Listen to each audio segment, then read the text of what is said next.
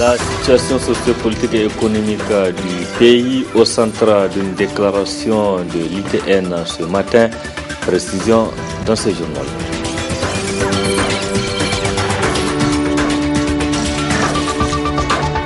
Les autorités veulent introduire l'éducation sexuelle à l'école, une décision diversement appréciée par certains acteurs.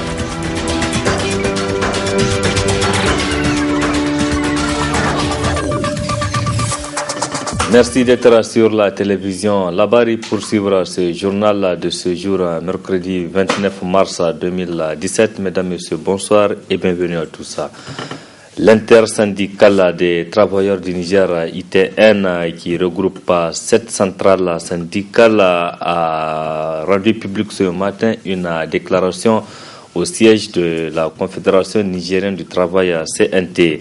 Celle-ci pourra se prononcer donc relativement à la situation sociopolitique et économique du Niger. Le résumé de cette déclaration avec Areta Salah et Ibrahim Abdou. ITN, profondément préoccupé par la tension sociale grandissante et la situation sécuritaire inquiétante, a, après analyse de cette situation, rendu publique une déclaration dans laquelle l'ITN déplore et dénonce le non-respect à la date d'aujourd'hui de certains engagements contenus dans le protocole d'accord ITN gouvernement de 2012, condamne et fustige le non-respect par le gouvernement des engagements signés par les syndicats d'enseignants Cause Niger Sinaseb et le manque de volonté de trouver des solutions durables et négociées aux revendications des enseignants et aux problèmes qui minent notre système éducatif. Condamne et dénonce les attaques verbales, les enlèvements, les arrestations, les harcèlements et les lynchages médiatiques dont sont victimes des responsables syndicaux. Fustige et dénonce les tentatives de remise en cause des libertés syndicales et des acquis des travailleurs. Dénonce avec vigueur l'indifférence du gouvernement par rapport à la situation des travailleurs des municipalités et des contracteurs de la santé. Dénonce et condamne l'incapacité du gouvernement à organiser des concours d'entrée à la fonction publique dans la transparence. Au vu de tout ce qui précède, l'intersyndicale des travailleurs du Niger exige du gouvernement la mise en œuvre sans délai des engagements non satisfaits du protocole ITN gouvernement de 2012 et du protocole d'accord additionnel du 16 avril 2015 et l'ouverture des négociations sur les autres plateformes revendicatives en souffrance. Le respect sans délai des engagements signés avec les syndicats des enseignants, notamment Cause Niger Sinaseb, et l'ouverture des négociations franches et sincères pour aboutir à des solutions pérennes pour l'école publique nigérienne. Le respect de tous les engagements pris avec les syndicats sectoriels, l'arrêt immédiat des attaques verbales, des enlèvements, des arrestations, des harcèlements et des lynchages médiatiques des responsables syndicaux, le respect des libertés syndicales, des lois et règlements de la République, plus particulièrement le statut général de la fonction publique, le règlement définitif de la situation des travailleurs des municipalités, notamment ceux de la ville de Niamey, le rétablissement des contractuels des municipalités de la ville de Niamey abusivement suspendus, l'organisation des concours d'entrée à la fonction publique propres, crédibles et dans la transparence afin d'éviter toute contestation et ou annulation après proclamation des résultats. La lumière sur les affaires Africarb et Uranium Gate qui ternissent gravement l'image de notre pays. L'intersyndicale des travailleurs du Niger, ITN, demande au gouvernement de faire face à ses responsabilités en créant des conditions d'apaisement du climat social, faute de quoi elle se donnera tous les moyens légaux pour défendre les intérêts matériels et moraux et professionnels plutôt des travailleurs. L'intersyndicale des travailleurs du Niger, ITN, exprime sa préoccupation par rapport au climat d'insécurité qui règne dans notre pays et demande au gouvernement de tout mettre en œuvre pour rétablir et garantir la paix et la sécurité au Niger. Annoncé il y a Jour, le camion remorque de Saham Assurance est enfin là, un camion qui permettrait de dépanner rapidement les clients en cas de panne ou d'accident, et c'est un service gratuit. À travers une caravane ce mercredi, ce camion remorque a été présenté aux abonnés. C'était en présence de nos reporters Abdelrazak Hamidou et Soumela Abdoulaye. En cas d'accident, offrir rapidement un facilitateur qui intervient sur les lieux du sinistre pour aider à établir un constat à l'amiable. Tels sont entre autres les attributs de ce camion remorque que Saham vient de mettre à la disposition de sa clientèle et la présente caravane pour le faire savoir. Nous sommes réunis aujourd'hui dans le cadre pour vous montrer notre nouveau produit comme nous l'avons annoncé il y a quelque temps. Il s'agit de la remorqueuse. Ça concerne nos assurés.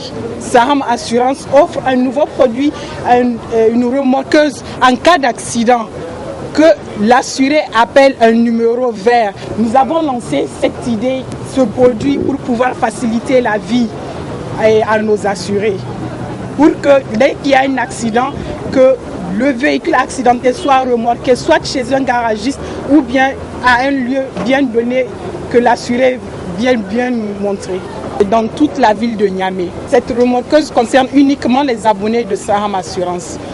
Pour cela, nous lançons aussi un appel à tout un chacun. Nos portes sont grandement ouvertes pour venir s'assurer chez nous. H24, 7/7. Vous appelez à n'importe quel moment, n'importe quelle heure. Il y a toujours quelqu'un qui va vous assister pour pouvoir déplacer le véhicule accidenté. Nous sommes là pour montrer réellement la remorqueuse. Et pour ce faire, un numéro vert et plusieurs formules à la portée de ces derniers. C'est 3 jours en cas d'accident. Maintenant, il y a la formule liberté qui est 3 jours en cas de panne et 8 jours en cas d'accident. C'est quand on choisit la formule confort que nous avons 3 jours de remplacement et 8 jours en cas de formule liberté.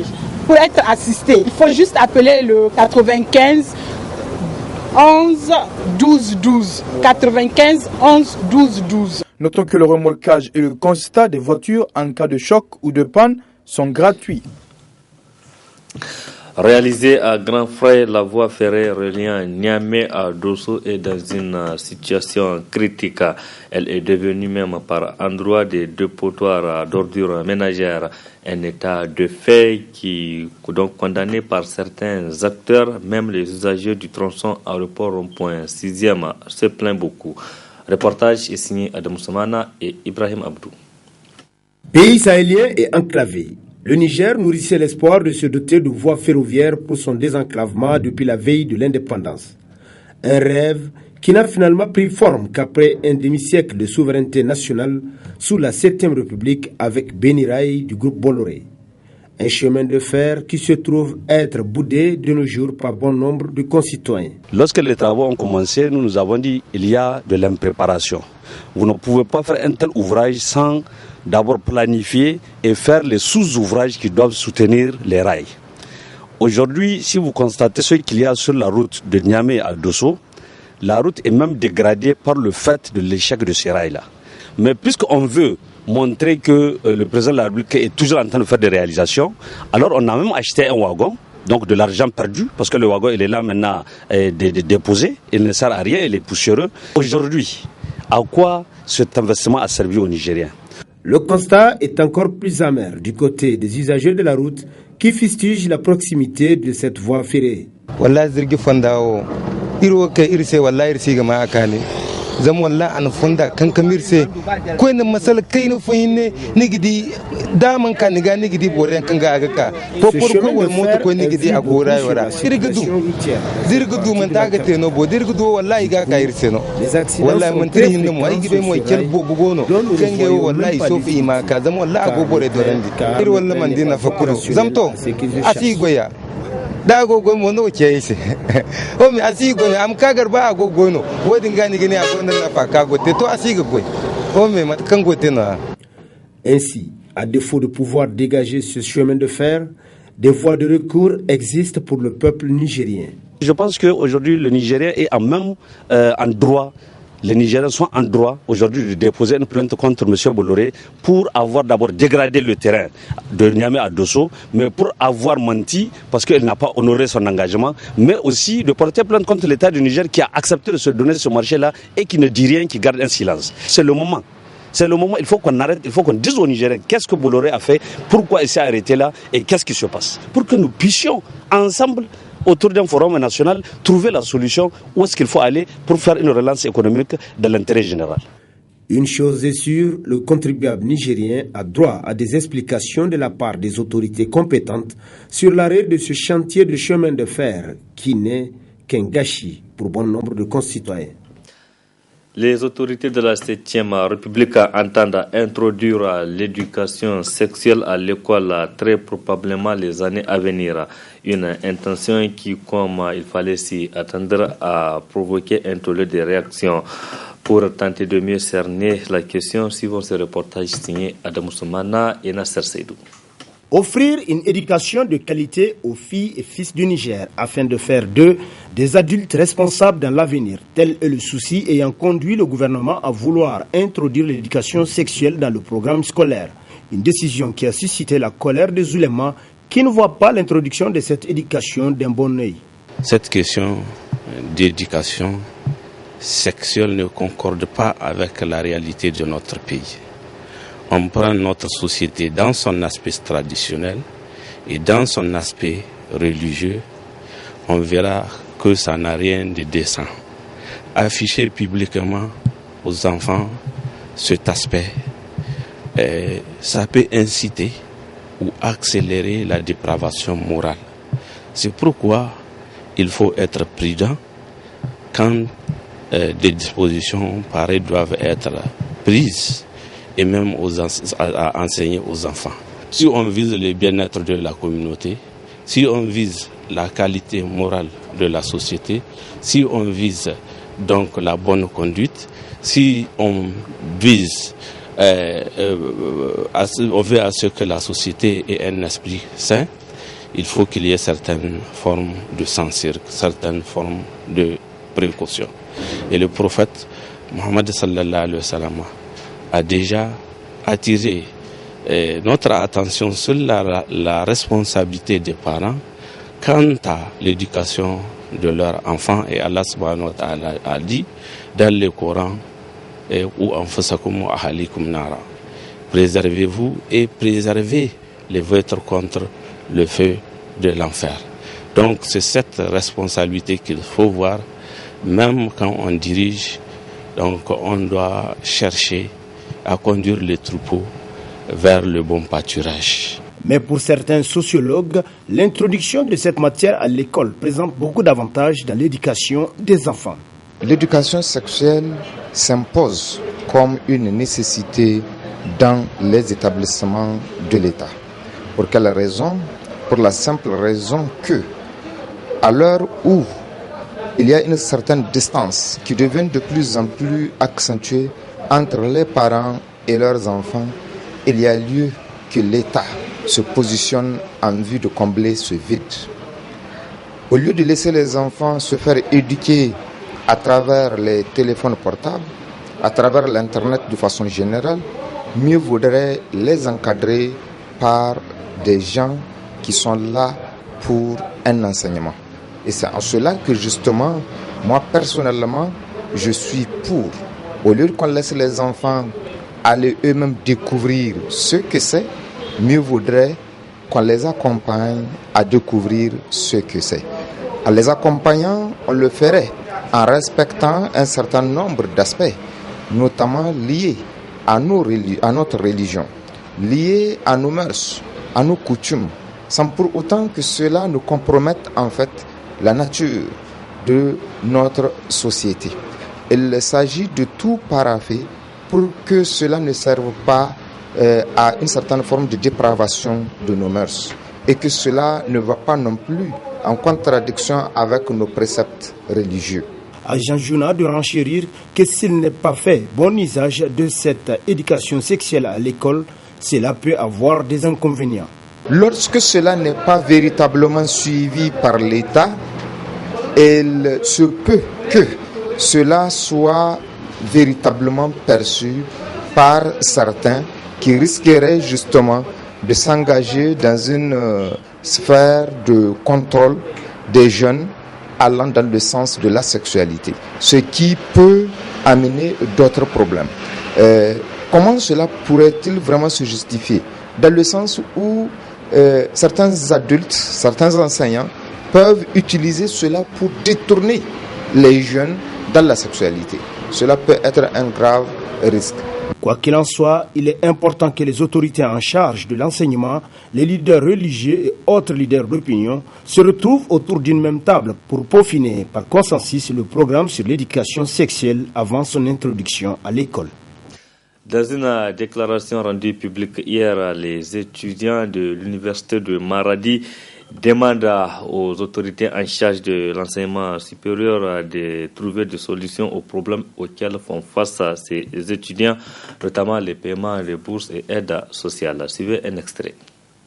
Considérant la situation socio-académique critique de l'étudiant à l'université de Maradi, considérant le blocage du paiement de la bourse par les autorités de la 7e République, sous prétexte d'un manque de résultats académiques pour lesquels les étudiants ne sont à rien responsables, considérant le retard dans le traitement des dossiers de réclamation de l'aide sociale, considérant la réforme sur les modalités d'attribution de l'aide sociale, le comité exécutif de l'Union des étudiants nigériens à l'université de Maradi, réuni à l'effet de l'examiner la situation socio-académique de l'étudiant à l'université de Maradi, plus que jamais tombé dans les décombres d'une réforme suicidaire, rend publique la déclaration dont la teneur suit.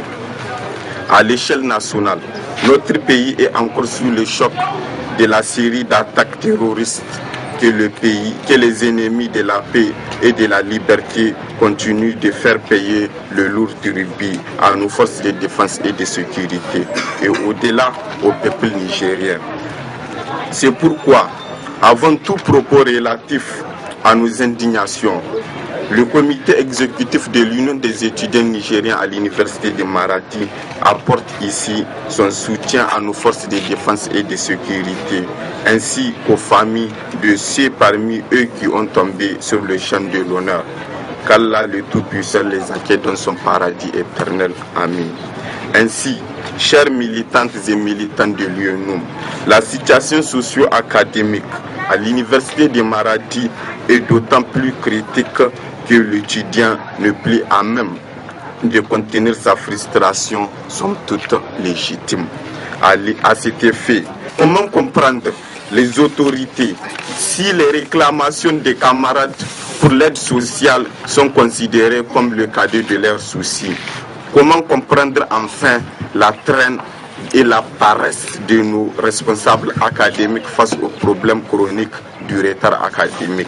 Cependant, les causes de ces fléaux étant connues de tous, l'Union des étudiants nigériens à l'université de Maradi formule les exigences qui lui sont les plus urgentes et les plus légitimes.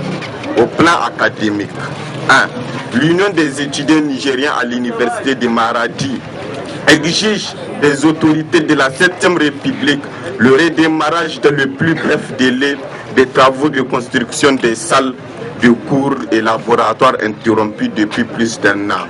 Fustige et condamne la lenteur dans les délibérations et la programmation des soutenances pour les camarades à licence et master et interpelle par conséquent les responsables académiques, au premier rang desquels Monsieur le recteur de l'université d'Indiko-Donkolodo, de mettre tout en œuvre pour finir avec les soutenances dès le retour des congés.